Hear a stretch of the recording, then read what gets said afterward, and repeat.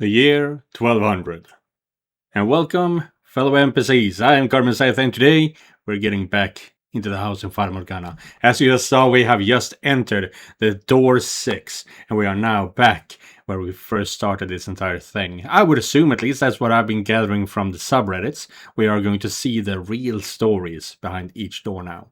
So we're going to see what happened to the Flaxenhead family, we're going to see what's happened to Bestia, and we're going to see what happens to Jacopo.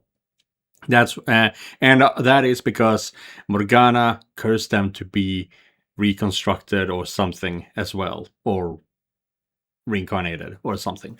So yeah, she wanted to punish them because they burned her at the stake or something. They killed her. Yeah, but yeah, the reason why we're here is because Giselle, the maid, is right now, for the time being, immortal.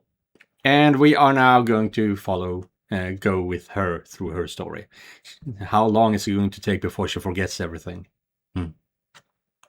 Let's go. For the first 100 years, I kept track of how much time had passed. An hour, a day, a month, a year, 10 years, 50.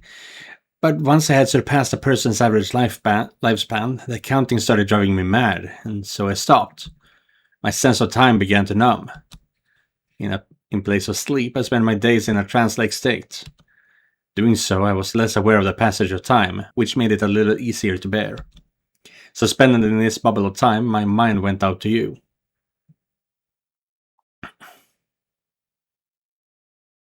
Oh. Yeah, that was the first... Okay. So not the year 1200. I thought that was strange, because I believed it was 1600s. The next thing I lost a sense of was myself. I lived as a human for 21 years. After spending nearly 10 times that trapped in a mansion, I began to feel like that was all I had ever been. That maybe my past was all a construction of my imagination. That as an otherworldly being, I merely fantasized about being human. Had I actually had a family? Had there actually been other people in the world? Did cities and villages really exist? Was there really a time when light shone through the windows, when we were happy? But I knew if I started doubting everything, I wouldn't be able to maintain myself. So I settled on believing one thing. That you, Michael, was real. That you had been with me. That I had loved you. And that it was you I was waiting for. I try to always remember that one fact.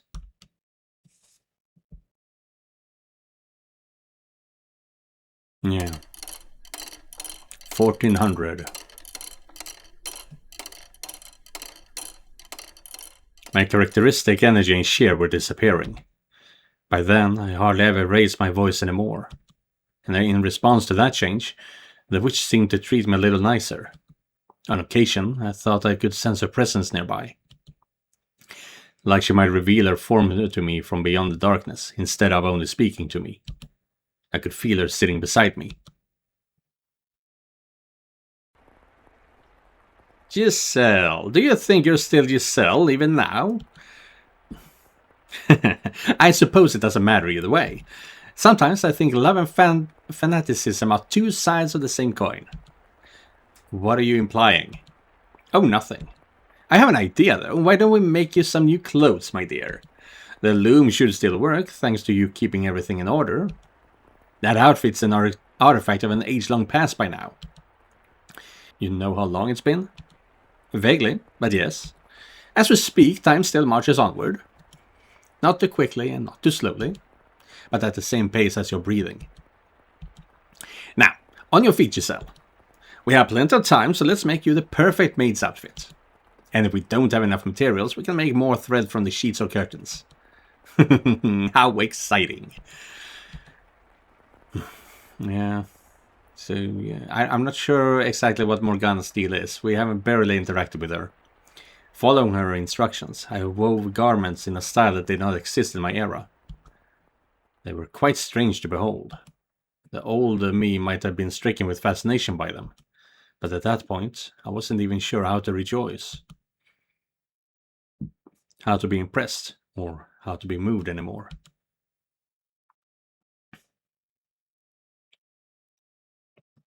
So for 200 years she was just cleaning. At 300 years she made a new outfit. At 500 years I guess she's going to take in the Flaxenhair's family's grandfather or something. It sounds like rain again.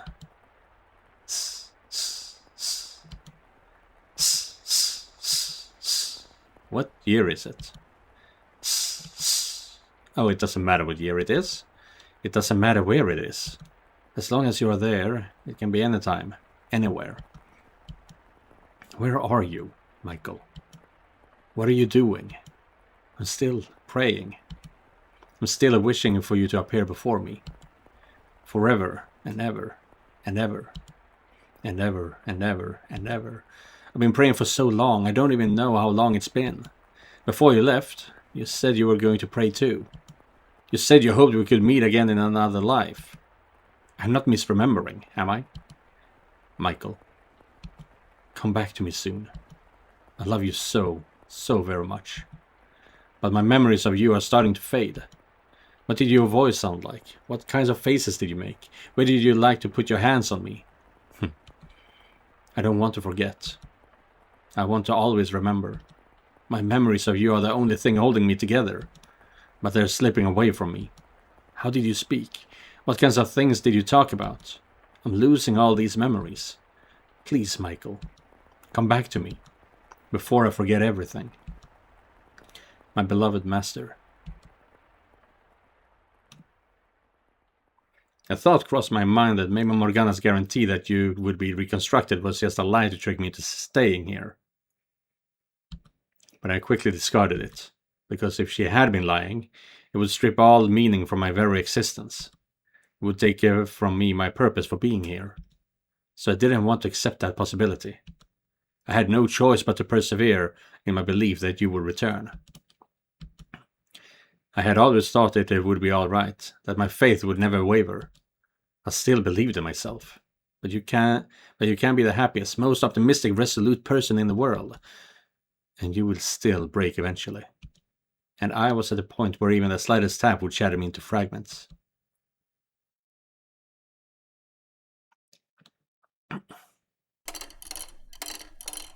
$15.91.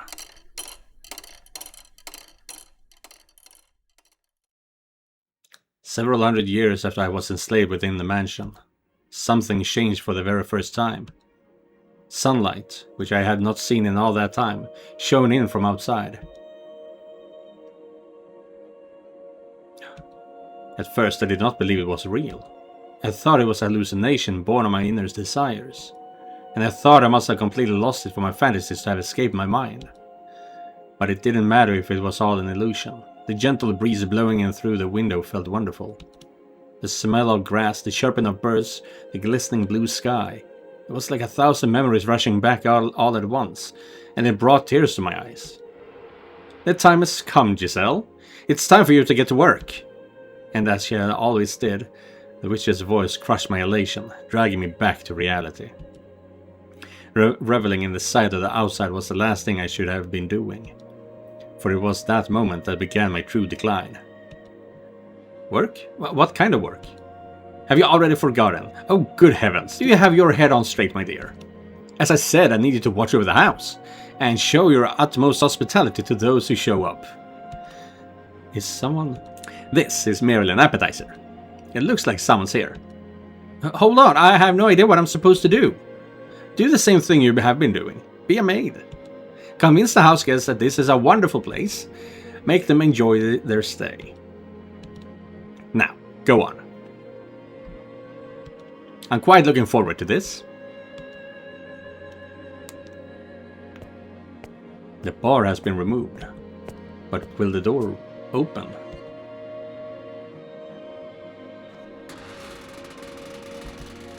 For so long the door had refused to budge. For so long light had forsaken these halls. For so long there had been no trace of life. And now, all of that had been turned on its head. I felt I had stepped into heaven on earth. I know it sounds melodramatic, so please don't laugh. It was almost certainly a perfect ordinary slice of nature. Leaves and grass rustled in the wind, flowers specked the earth, and in the distance was a city I didn't recognize. I wondered where I was, of course, but I neither shouted nor jumped in surprise. Instead, I found myself accepting of my circumstances, as unnatural as they might have been. As I was standing there idly before the entrance, a carriage rolled up. God, could this road be any bloody worse? It's in dire need of paving and on top of everything else. And who might you be, young lady? That outfit is speaking a different language. The middle-aged man approached me. From his attire and the way he held himself, he appeared to be upper class. However, the words coming out of his mouth were not in the language I had grown up speaking. Could the mansion have moved somewhere far, far away? Naturally, I had no idea how such a thing was possible, and the longer I stood there staring at him absent-mindedly, the more incredulous he became. My immediate mission was to overcome the language barrier. Fortunately, I suppose, I was able to understand bits and pieces of what he had said. As I mentioned in the capital, my family did business with people from other countries, and as a result, I had learned a handful of words. The problem was, it had been so long ago, I had no confidence whatsoever in my ability to hold a conversation.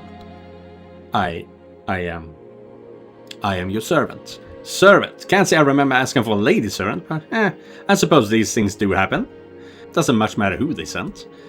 Who are you? You weren't informed. Bloody hell, off to a great start, I see. Well, what can you do, I guess? Name's Hayden Rhodes. Just a retired old man. Hayden Rhodes. As I'm sure you have already guessed, this man was the Rhodes siblings' grandfather. He was also the first person I served under as the maid. And we still never found out who the painting was of. That's unfortunate. For a member of an esteemed noble family, Hayden was a bit of the eccentric side. He only had a handful of servants, claiming he was not fond of clamor. There was a single chef, a physician, a servant to take care of all the cleaning, and then me, who served as his personal assistant. Whenever he got the chance, Hayden would chase me down and make me practice proper etiquette. According to him, I had much to learn. You are, at least technically, a servant of the Rhodes family, young lady, so I can't have you going around playing the country bumpkin act. Yes, sir. And we'll have to do something about that accent too while we're at it. I have an accent? Thicker than bloody molasses! Now I have no interest in sticking my nose in your business, asking where you hail from. But while you're here, you must act the part, young lady. Lucky for you, I'm retired and have all the time in the world. I'll teach you everything you need to know about proper etiquette. Alright. Speak up, will ya? Yes, sir! So he's a good guy, it seems. Hayden did not go easy on me either. In addition to my day-to-day duties, I studied etiquette, the language, proper pronunciation, and formal dictation. Anytime I made the slightest mistake, he would shout his dissatisfaction. A bit angry, but good. Listen carefully, a servant is the face of the house. A servant's cafe is her master's cafe. Always keep this in mind, you're not just a maid. You must always act with elegance and grace. You must always maintain your composure, even if the house is falling down around you. Whatever happens, you deal with it quickly and quietly. Your language must be immaculate. No ums, uhs, or pauses. For any reason. Yes, sir. No stammering either. Sorry. Bloody hell. You are not going to make this easy, are you? Whose idea was it that a country bumpkin would make a good servant? I'd like to give him a piece of my mind. I'm not from the country. Not even slightly. I was raised in the capital. Is that so, huh? A prim and proper city girl, are you? In that case, it should be a quick study. Absolutely. I can learn anything in a week tops. Piece of cake. Is that so? Alright then, starting tomorrow, I'm tripling your lessons. I didn't think this through. In addition to being my master, Hayden was my teacher. When he yelled, he grew twice his size and I shrunk to half mine. But it wasn't at all an unpleasant experience, because I knew he wasn't raising his voice to belittle me. His instructions may have been harsh, but it was human interaction. There were people around that I could talk to, and that was wonderful. I was starting to regain some of my humanity. I kind of wish we got to see what she looked like when she was at her worst, though. So that would break us even more, you know. Unlike me, you've still got a long life ahead of you, young lady. I don't know what kind of life you live, but I can't imagine it's been all that easy. Not many servant girls your age without a home to go back to. Which is why you need to learn this. Once you got all the rules and customs down, you'll be able to hold your own at any noble estate. You shouldn't have any trouble keeping yourself employed. I'm sure you think I'm just a loud, obnoxious old man, but I believe we met for a reason, so I hope you'll stick with me. I don't think about you like that at all, Master. You're a remarkable man. One more time. I deeply appreciate your generous consideration, Master, from the bottom of my heart. Aye.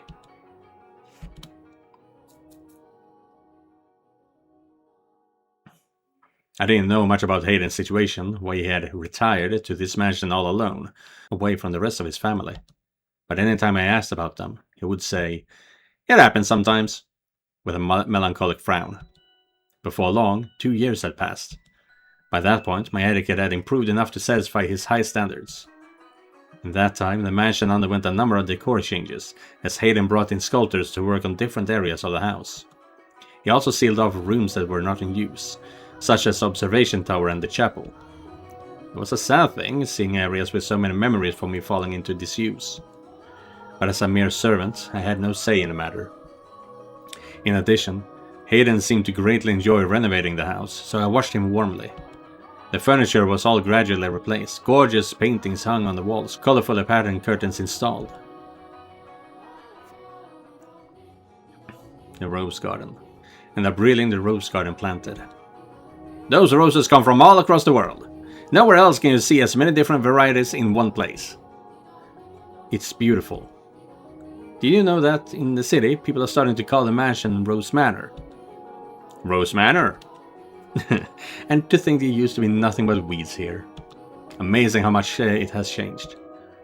I never thought I would see the garden turn into something so beautiful. Are you fond of roses, young lady?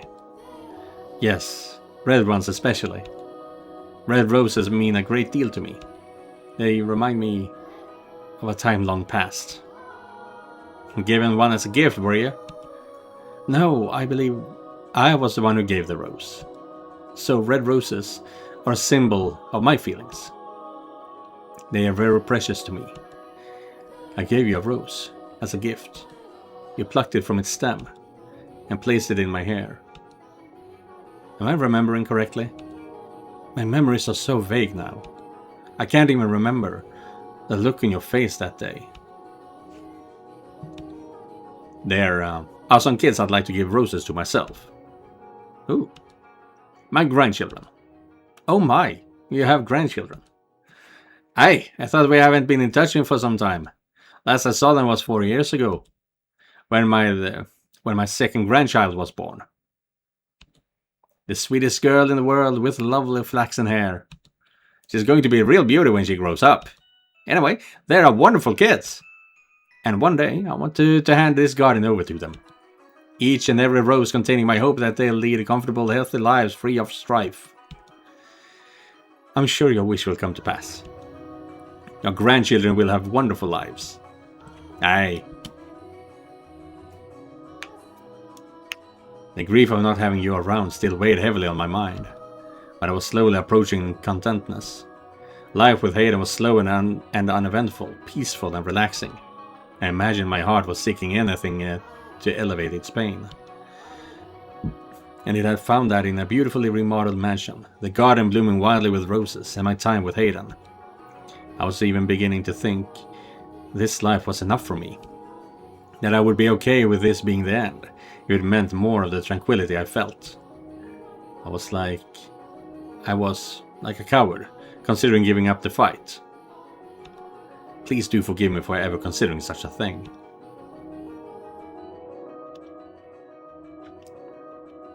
Are we going to see the grandchildren in this video though? Hayden seemed to be in high spirits that day. A gift had apparently arrived from his son, who lived far away.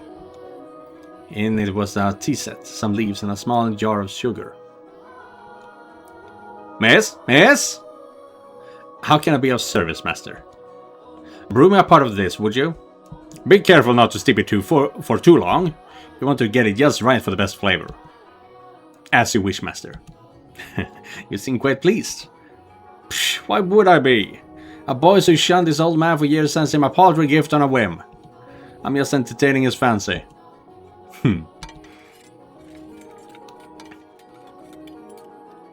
Your tea is ready, master. Ah, what a wonderful smell. Tea and roses are life's best damned spices. Now, let's see what that boy shows for me. If it's no good, I'll be sure to write him an angry letter. He looks so happy.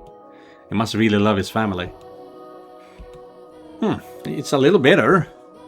Shall I brew another pot? No, it's not your fault. Must be something in the leaves. Would you like to add some sugar then? There was a small jar of it with a tea set. Now that's some bloody fine sugar he's procured. White as snow and sparkles in the light. He shows it just for you, master. Bloody hell, what demon possessed him? Alright, give me 2 spoons then. Yes, master. Here you are. Splendid. This is some exquisite tea. The sugar balances the bitterness of the leaves perfectly. I guess the boy does have some. Master?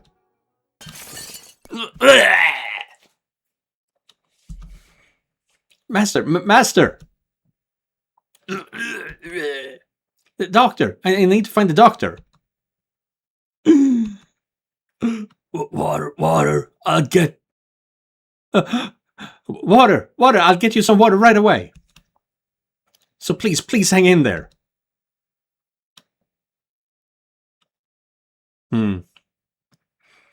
Yeah, so his son killed him so he could inherit the house, huh? The mansion.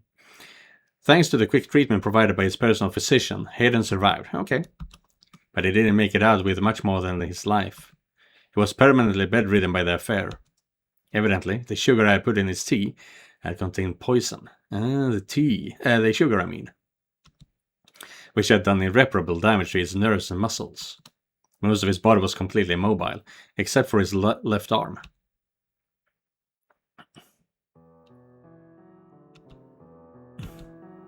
Can I bring you something? Some water? I've had more than my fill of water.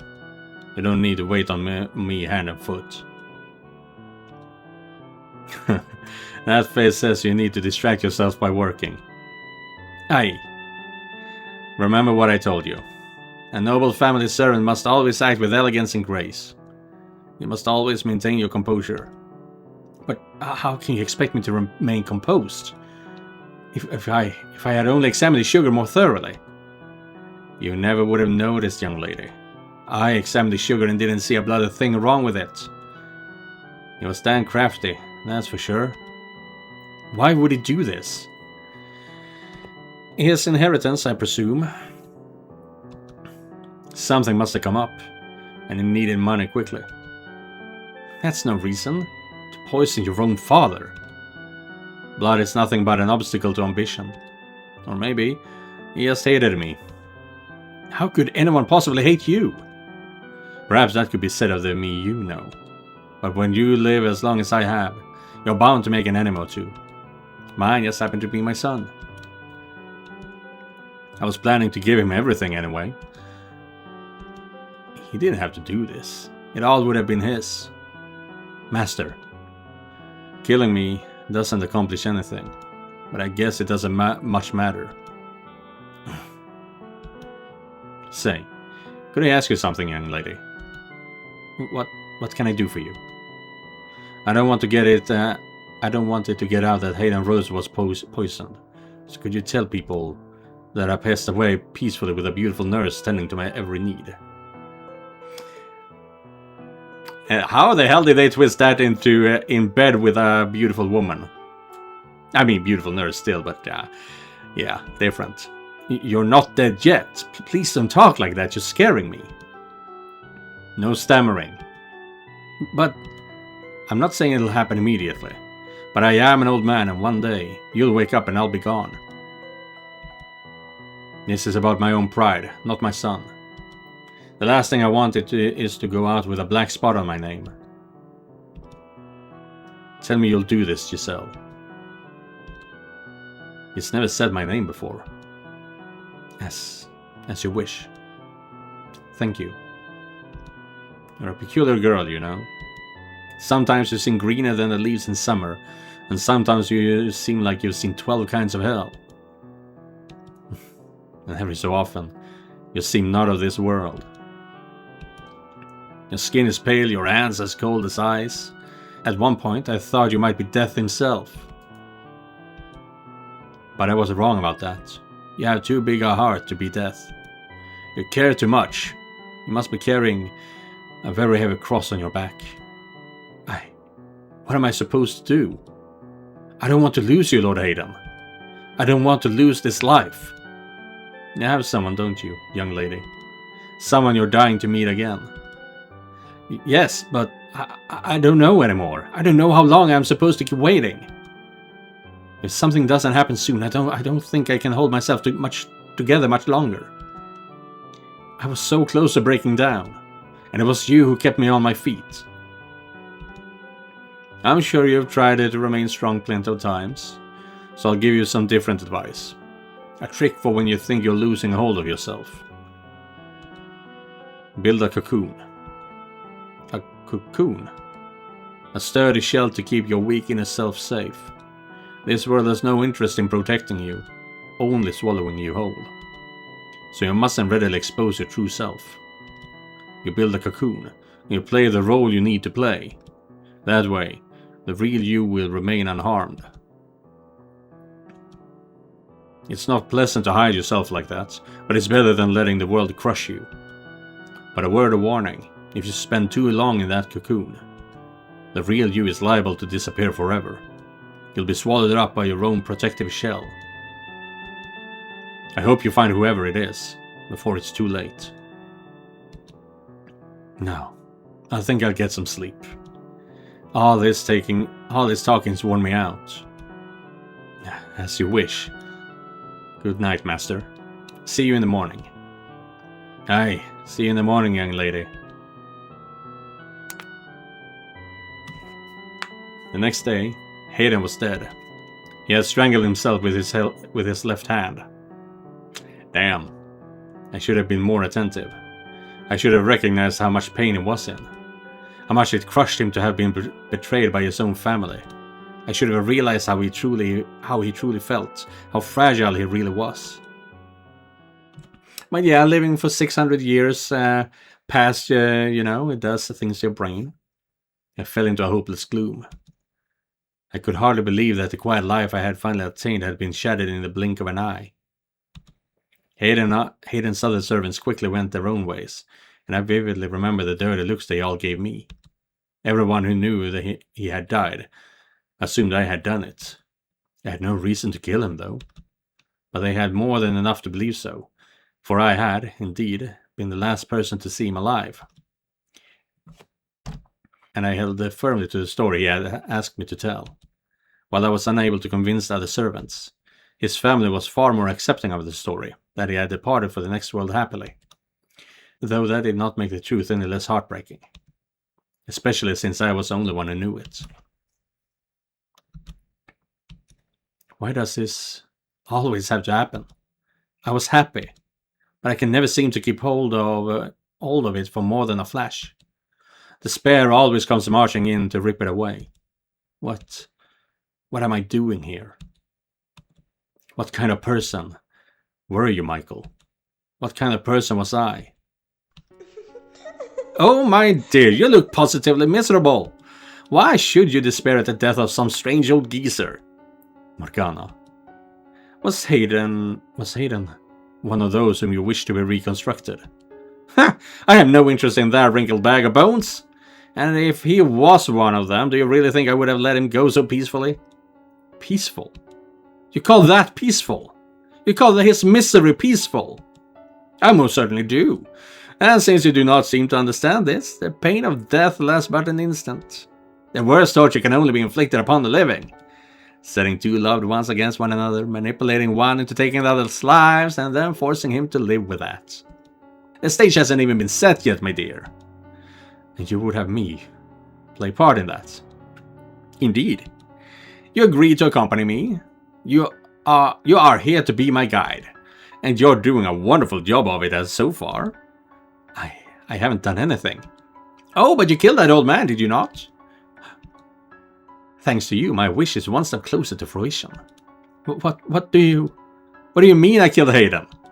You mean to claim you didn't? Tell me, who was it that put the poison sugar in his tea? No, I didn't mean to. Your intentions are irrelevant. Everything moves along the path forced by my wish, and you shall continue to follow its will. Oh. You know what? I'm done feeling like this. I don't want anyone else to go through what Hayden did. And what are you going to do about it? I'm done listening to you. Without me, you have no influence over this world. Oh. So I'll die. I'll take my own life right here and now. I grabbed a nearby knife and held the tip against my breast. My hands were shaking, my heart pounding, my whole body was racked with terror, but I could have sworn I heard Morgana gasp. This was her one weakness, I thought. What are you thinking? Don't do this, Giselle. Don't be foolish. Put the knife down right now. I'm done trusting anything you say. Giselle, put the knife down. I miss you so very much, Michael. I wanted nothing more than to see you again. But if my being Morgana's guide is going to cause other people suffering, then I can't. It's all over, Morgana.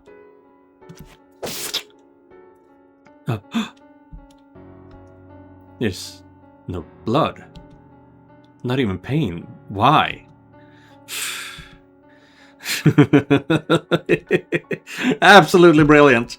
I told you not to be foolish, but you just wouldn't listen to me.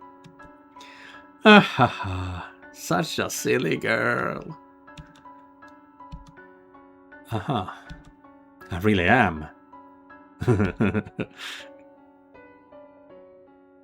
I couldn't even die if I wanted to. Learning that absolutely crushed me. My backup plan, the one escape route I had thought available to me, had been ripped away.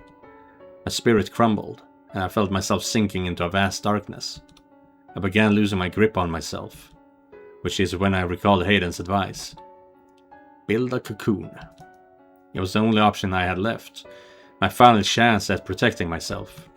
Although ultimately, I was unsuccessful in that endeavor, as you know. But by that point, my mind and spirit had all but been lost. Eroded away by the years of solitude, the witch's whispers, a brief glimmer of happiness, and the eternal, boundless darkness it had left me in. It was in that moment that all light drained from my eyes, and it was in that moment that the maid was born. Yeah. Oh, dearest Mel, come over here. But honestly, that will be where we cut off for today's episode. We are going to relive the rest of the story in the next few episodes, I guess. Now we're going to see the real stories for real. That's entertaining, that's going to be fun, it's going to be tragic. I've been told I'm going to be a complete wreck after this. So yeah. Thank you guys for watching, and thank you Joseph for donating directly to my Ko-fi page. If you guys want to help me out, you can do so by clicking the link down in the description. Don't forget to like and subscribe, and I'll be seeing you guys in the next one. Goodbye everyone.